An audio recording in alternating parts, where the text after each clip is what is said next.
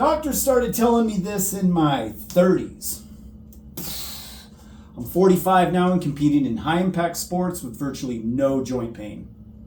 Hi everybody, I'm Coach Seanobi, and this masterclass is dedicated to showing you how I did it and how I help others in their 30s, 40s, 50s, 60s, and 70s get back to doing what they love without pills, injections, supplements, red lights, saunas, cold plunges, dry needling, chiropractic, acupuncture, or 100 other things that can at best support healing but can't on their own repair damaged, painful joints. As you're about to learn, the only way to do that is through better movement, and not for a few weeks or even a few years. At this point, if you want to enjoy moving again, then joint repair is a skill you need to learn now and practice for the rest of your life.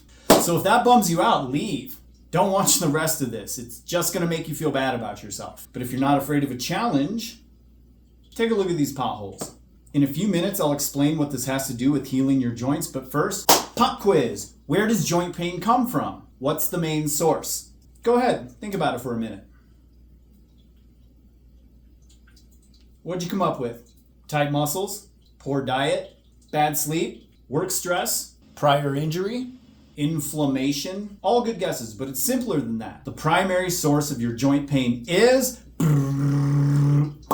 connective tissue damage. Ta-da! Sorry if you wanted something more exotic, a little sexier, but that's it. Connective tissue damage. And when I say connective tissue, I mean all of it. Tendons, ligaments, cartilage, and especially fascia. The tissues that hold us together, cushion joints, and make movement possible. As we age, connective tissue tends to accumulate damage and lose function, meaning we lose function. The pain we feel in our joints as this happens is our body trying to alert us to this declining function. Therefore, if we want to end our joint pain, we have to restore our lost connective tissue function.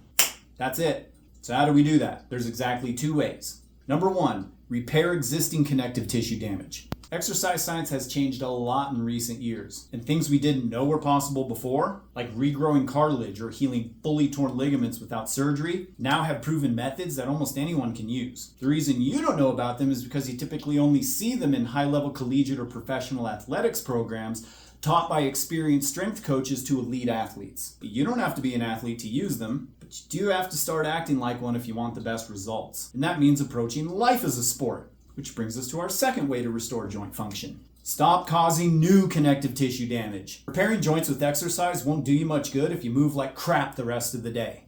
So before we learn how to repair our connective tissue, we need to learn how it got all this damage in the first place. Then we can avoid creating more of it in the future.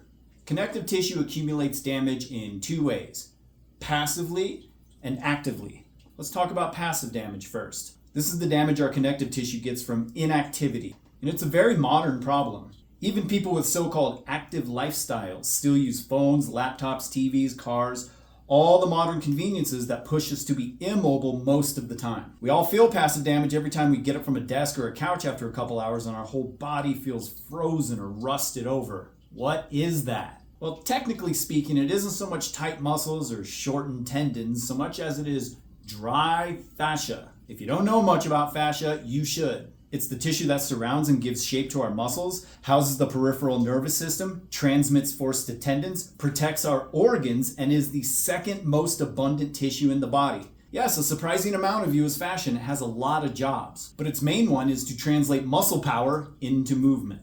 You move through your fascia. A good way to visualize this is to imagine several fabric sheets stacked on top of each other with threads running in all different directions. When we move, these sheets become lubricated and glide back and forth past one another. The easier these sheets glide, the easier we move. But when we're at rest, the opposite happens. The lubrication recedes and our fascial sheets dry up and begin sticking to each other, essentially locking or freezing us into whatever position we've chosen to rest in. To an extent, this is normal. It's known as transient connective tissue bonding, and its purpose is to help us maintain static postures without using much energy. And for nearly all of our history, it wasn't an issue. We were never at rest long enough for transient bonding to advance to the point of permanence or dysfunction. Things are different now, and even athletes are inactive most of the day.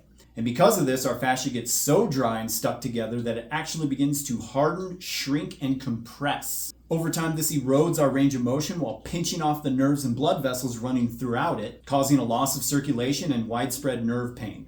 Worst of all, it chronically reduces the space within our joints, which wears down our cartilage, which then gets diagnosed as the big bad, the supposedly irreversible osteoarthritis. On top of this, any and all of our bad habits, whether it's poor diet, lack of water, smoking, drinking, staying up too late, adds to our fascial compression and accelerates all these issues. That's pretty bad. But it gets worse. Our chronically compressed fascia doesn't just harm us at rest, it also affects how our tendons, ligaments, and cartilage absorb and redirect force when we do move, contributing to our active connective tissue damage, the damage we get from our movement, especially during training, sports, or hard labor. Believe it or not, athletes and active people often have it worse than the sedentary when it comes to joint pain. This is because, as I said, even active people are usually inactive most of the day now, so they still suffer from passive damage of the fascia. And then when they engage in sports and training, they're usually doing fast, heavy, or repetitive movements through this dysfunctional fascia, which overloads and damages the tissues closer to the joint. This is a condition strength coaches refer to as excessive loading. Excessive loading means exposing the body to more stress than it can adapt to. Key word, adapt. The body is designed to adapt to physical stress and come back stronger. It's the founding principle of all strength training, from physical therapy all the way through athletic performance. One limitation to this design, however, is that connective tissue tends to adapt a lot slower than other types of tissue, especially muscle. And since most active people, especially in the West, prioritize training for speed, power, endurance, or muscle growth,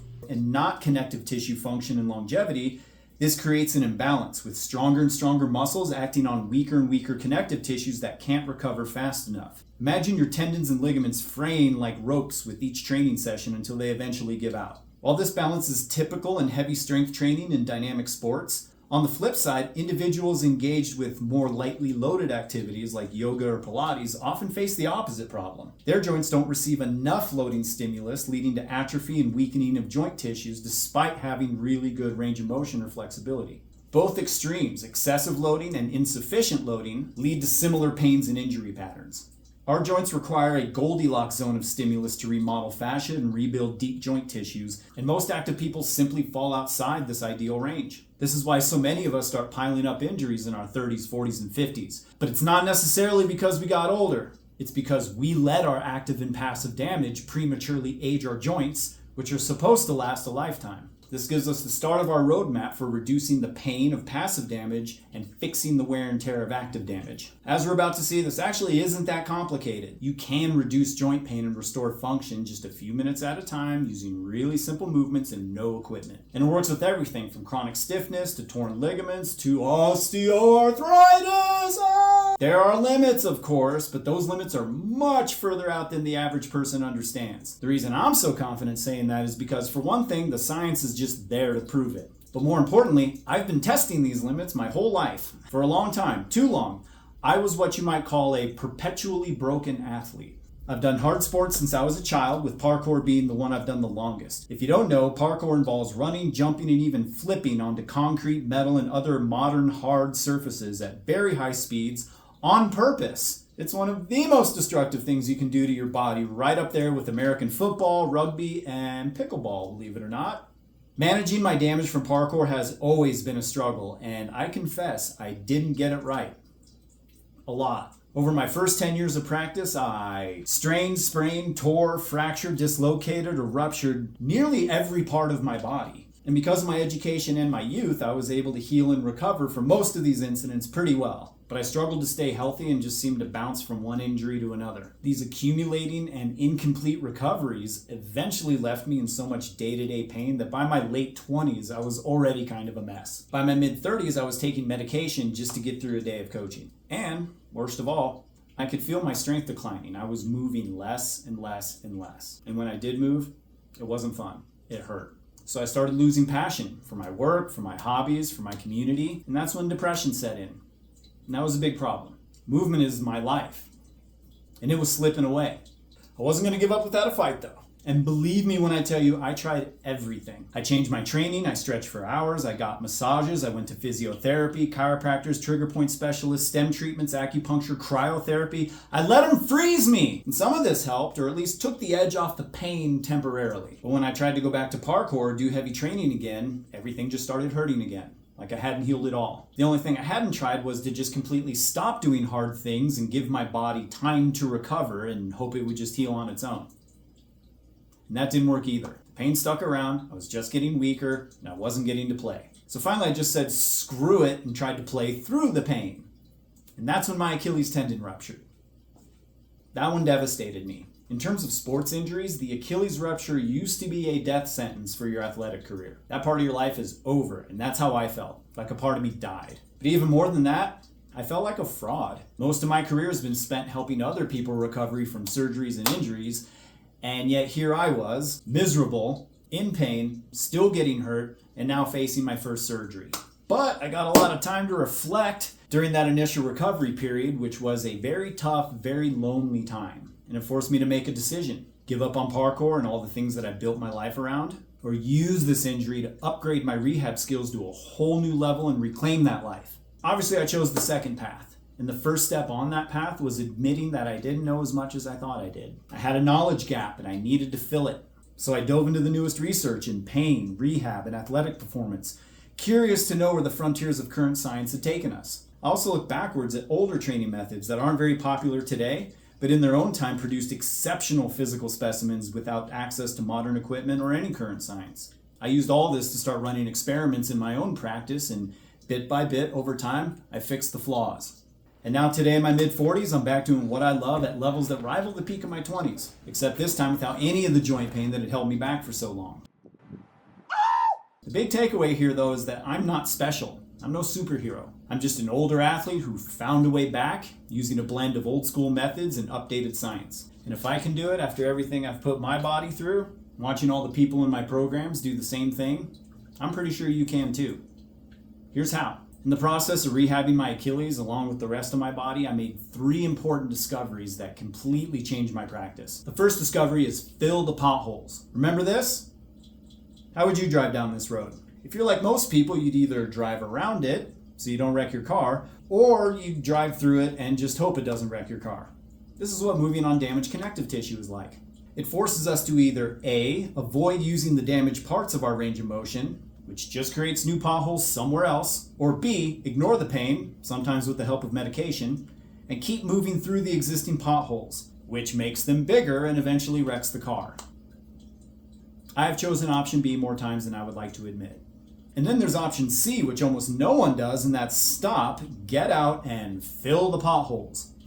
In strength coaching, filling potholes, meaning repairing specific areas of connective tissue dysfunction, is referred to as remodeling. Remodeling starts with 2 specific forms of resistance training, eccentrics and isometrics. I know, boring exercise words. Don't leave. This knowledge can change your life. It changed mine. Now, in simple terms, virtually all resistance exercise has 3 potential phases: the concentric, the eccentric, and the isometric. In terms of movement, this means lifting, lowering, or pausing under a load against some form of resistance. For example, let's look at a dumbbell curl. As you lift the dumbbell up, that's the concentric phase, where the muscle shortens. As you lower the dumbbell, that's the eccentric phase, where the muscle lengthens. And if you just held the dumbbell steady at any non-zero angle, that would be an isometric or paused phase, where the muscle stays the same length. You with me so far? It's the same for body weight exercise. Here's a basic squat. Bending the knees and lowering your body initiates the eccentric phase. If you pause and hold the squat at any point, it becomes isometric. Then the concentric begins as you stand back up. Basically, all resistance training works the same way. So who cares? Here's why you care. Prioritizing the eccentric and isometric phases of resistance training, where the muscles and fascia are being lengthened and held under load, signals the body to engage in a very special process called collagen synthesis. Collagen is what your connective tissues are made of. Eccentrics and isometrics tell your body to make more of it. Huh? Are you not entertained? Okay, how about this? Not only do eccentrics and isometrics trigger new collagen growth, they also help break down the fascial bonding, compressing your joint and causing nerve pain. In other words, by lowering and pausing weight, we can repair both active and passive connective tissue damage at the same time, turning this road into this road. Mind blown. You're welcome. Now at this point you might be thinking, hey, thanks Sean, I'm gonna go to the gym and start lowering weights now, goodbye. Not so fast, friend. Once I started down the path of eccentrics and isometrics, I quickly found that there were pitfalls to be had there too, and you need to know about them. As usual, I had to make a bunch of mistakes before figuring out what works, and that led to my second discovery. Slow is fast. Do you know what synovial fluid is? You should. It's the substance our body makes to lubricate joints and repair deep joint structures like ligaments and cartilage that don't have a direct blood supply the way muscles and tendons do. Pretty much all movement releases synovial fluid into the joint, but rarely enough to actually trigger collagen synthesis. Why? Typically, they're just over too fast. Synovial fluid is what's known as an ultrafiltrate of blood. This means it has to go through several filtering processes to generate. And if our goal is to create a lot of it and soak the joint in it, this takes time. And yet most exercise patterns are repetitive, meaning the synovial fluid rushes in and out of the joint as we rapidly change over from eccentric to concentric. We get it in, but then we immediately take it out. This is how most standard training programs work. Short set times, moving moderate to heavy weight, focused on the concentric phase. This is great for building muscle and power, but it doesn't help damage joints and can actively make them worse. Instead, we have to find a way to keep pressure on the joints for long periods of time, but without completely wearing the muscles out. How long exactly? According to the research, the surest, safest way to start triggering collagen synthesis in a damaged joint is to resist a light to moderate load for around 30 to 90 seconds using eccentric and isometric training phases. This pulls high volumes of synovial fluid into the joint and keeps it there. In other words, you pull the joints apart and fill them up with healing juice. I will admit, getting this right in the beginning can be a bit of a tightrope act. You're balancing load, timing, and pain signaling all at once. Here's an example of what that looks like in our online coaching programs where we teach people how to use slow-paced eccentric isometrics correctly. Let's say a client with knee pain is prescribed eccentric isometric bodyweight squats for up to 90 seconds per set, and we discovered in testing that their knee pain starts at 60 degrees of knee flexion, and they feel it as a sharp sensation in the front of the left knee where they had previously injured it. This tells us exactly how to start. They begin by squatting down very slowly into the eccentric phase. As soon as they hit that first early pain signal, no higher than 3 out of 10, that's when they stop and pause, switching from eccentric to isometric. The goal now is to maintain this position until the muscles supporting it begin to reach fatigue. If they're in the right position, the pain signal in the knee will start to gradually fade as muscle fatigue rises, signaling that synovial fluid is collecting and cushioning the joint and the fascia is separating and lengthening, all of which takes pressure off of nerve tissue. Once muscle fatigue rises to about 7 out of 10, meaning the muscles are tired but still pretty far from failure, they come up slowly, shake themselves off for a bit, then go again. In the next set, they now notice their knee pain signal is less intense at the point they stopped at in the first set, and now they have to move further into the position, meaning load it heavier to reach the 3 out of 10 border again. This is what we want.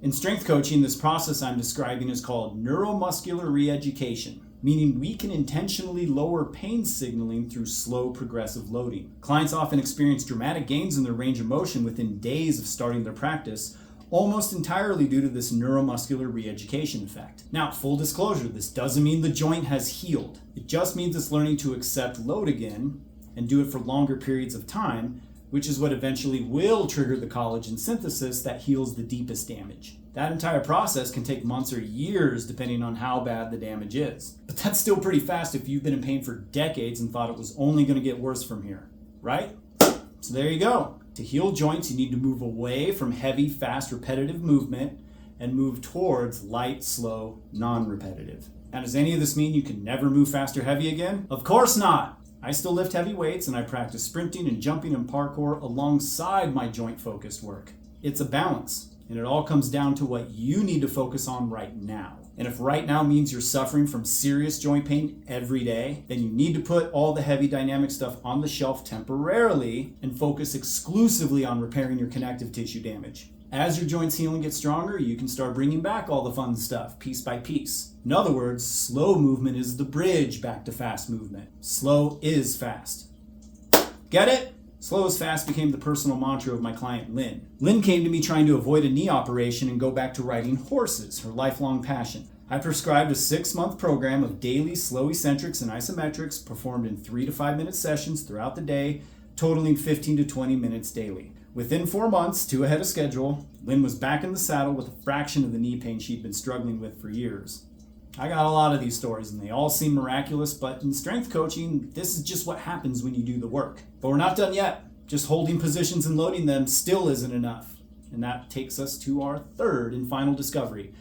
3D is greater than 2D. Most training methods tend to focus on two-dimensional or single-plane movement.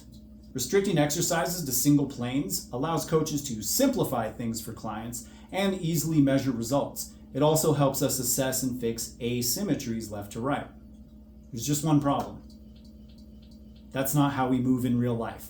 Whether we're getting out of bed, dodging a tackle, hauling in groceries, or climbing a mountain, human movement naturally occurs in 3 dimensions. It's multiplanar. In fact, unless you work on an assembly line, the gym is the only place we perform these 2-dimensional robot-like movements. Now, if the point of exercise is to make you better at moving, which it is, doesn't that seem strange? It feels like exercise has been taught this way forever, but it's actually a fairly recent phenomenon. One that can be credited to, or blamed on, the influence of bodybuilding and weightlifting in strength and gym culture over the last 50, 60 years. And while 2D movement is effective for creating maximum strength and muscle growth, studies show that only training 2D can cause harm. It overdevelops certain ranges of motion while leaving others completely undeveloped, which makes us vulnerable during sports and everyday activities, which, as I said, are 3D or multiplanar. So to go back to our road analogy, only training in 2D is like paving only the middle strip of the road while leaving the sides full of potholes.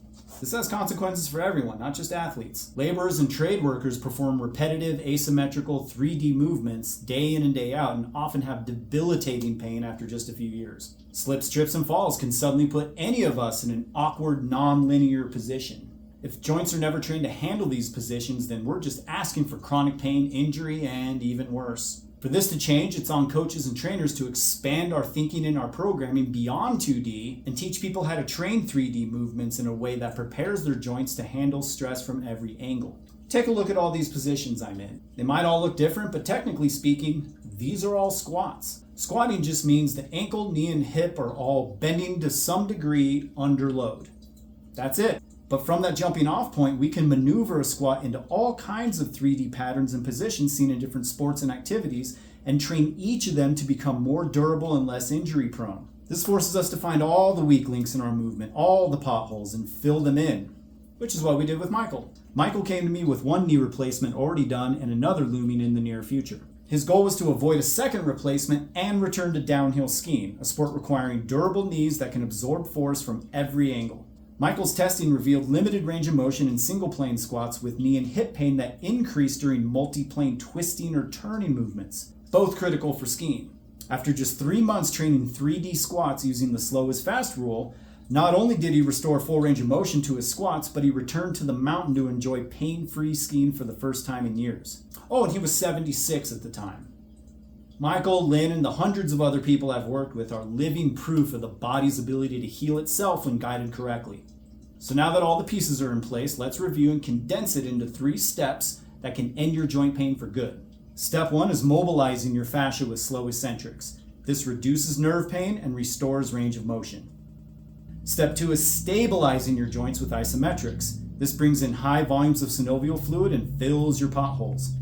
Step 3 is to integrate the first 2 steps into the 3D movement patterns we use in real life, making it safe to move the way you're supposed to again. Mobilize, stabilize, integrate. That's how joint repair works. This isn't a theory. This is up-to-date exercise science. Strength coaches teach it to athletes all over the world every day. But I'll say it one more time. You don't have to be an athlete to do it. You just need one really important thing. A really damn good reason to move again. Just wanting to be out of pain isn't enough. To make this work, you need something to get out of pain for. For athletes, that's easy, but what do you want to do? What's your passion? Are you an athlete? A dancer? A hiker? A gardener? A grandparent who just wants to pick up their grandkids? I ask because in my experience, it's only people with goals like this who actually get anywhere. So if that genuinely describes you, I want you to just take a minute and just think about what it would feel like if this pain were finally behind you. Think about all the stuff you would do. Think about what it would feel like to have that freedom back. What's that really worth to you? If you're like me, it's priceless. That's why I was willing to take the long and frustrating route of fixing it myself. But you don't have to do that. And honestly, if I'd known how much time and yes, money I would spend trying to do all this on my own, I wouldn't have done it. I would have just found someone like me and hired them. Yes, this is the part of the presentation where I pitch you on working with me. If you know you don't want to be coached, that's fine. Turn this off and go use what you've just learned to do something good for your joints. But if you are open to being coached, just let me make a couple things clear. 1, I am not a personal trainer. I'm not going to hold your hand and tell you what to do 4 days a week, every week for thousands of dollars a year. I've done that. I don't like it. I'm a strength coach. That means I want to work with people that I can rely on to train themselves. I'll give you all the guidance and support you need, but this only works if I can give you a plan and trust you to execute it. Okay? 2, joint repair is a skill. Skills take time to learn. That's why I require a 6-month minimum commitment to the program. My goal for every person I work with is for you to eventually become independent in your practice, meaning you can do this without me. But until then, you need to be an eager student, ready to learn. If you're just going to quit when your knee that's been hurting for decades doesn't miraculously heal in 2 weeks, this ain't for you. So if that didn't scare you off, here's how the program works. First, we perform a functional movement assessment over Zoom. This is where we use testing movements to gather data about your injuries and dysfunction. One frustrating thing about long-term rehab is not having an easy way to judge progress like you can with, say, a weight loss program. Our assessments solve this problem by giving you testable, measurable evidence of your progress over time. From there, we write your exercise prescription and show you how to use it and track it with our online curriculum. The curriculum teaches you the principles of joint repair and has in-depth tutorials for every exercise. And at that point, you have everything you need to start working on your own, but then you also get ongoing live support. First, there's our weekly group classes. These are live Monday through Thursday at 12 p.m. Eastern, 5 p.m. UK. Monday and Wednesday is Q&A, where you can ask questions and get updates for your program. I also give lectures on topics like pain science, postural correction, and other things that help you understand joint repair at a deeper level and avoid the mistakes that keep people stuck in pain. Tuesday and Thursday is live practice. Here we take requests from participants and create a joint repair class on the spot. Nothing is off limits and you'll learn something new every time you come. If you miss a live class, that's okay. Everything is available on replay. On top of classes, you also get access to office hours. These are 20-minute private appointments you can book with me throughout the week. If you're stuck on a problem, need me to check your form, or just want to practice your movements, I'm on call waiting to help you. Not AI, not another trainer, me. Lastly, we perform follow-up assessments every 1 to 2 months to make sure you're on track with your repairs. We don't just give you a program and hope it works. We treat you like an athlete here, meaning we collect evidence, and if the data is positive, we progress your program. And if it's not, we figure out why and fix it and keep you moving forward. And at this point, you might be thinking, wow, that all sounds great, Sean, and expensive. And if this were taking place in the real world, you'd be right. Most people can't even access strength coaches unless they're athletes at the pro or college level. Alternatively, hiring someone like me privately, in person, with my experience and credentials, typically costs between $100 and $150 an hour. And that's if you can even find a strength coach locally, which is hard to do unless you live in a city. However, thanks to the miracle of the internet, I can provide everything I just talked about online: testing, programming, group classes, and office hours for $297 a month. That's it.